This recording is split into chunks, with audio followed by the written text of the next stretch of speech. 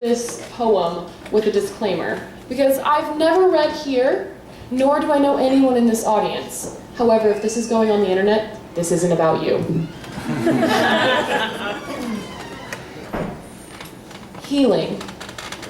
It's a sometimes, somewhere process.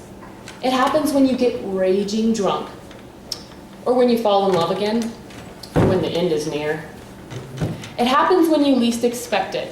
Like when you see a Minnesotan license plate and your heart doesn't choke on its own tongue.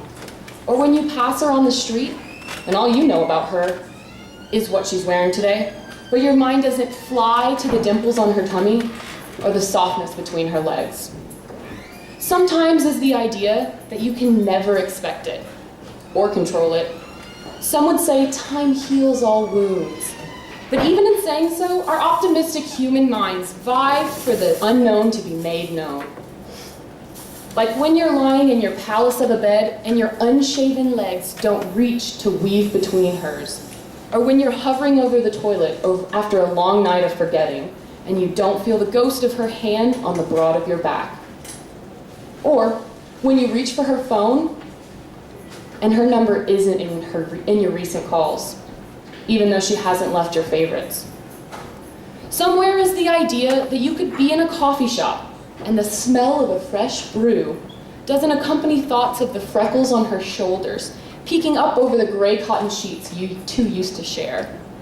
Or walking through campus and the amber rouge and mud-colored leaves don't remind you of the wedding you had planned in your own head.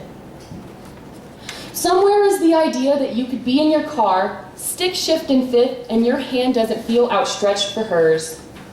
To be honest, it doesn't feel stretched at all. But healing, it isn't only about forgetting her, or replacing her, or forgiving her. It's when you kiss her foreign lips and you feel fireworks again, finally. Brokenness lasts not forever.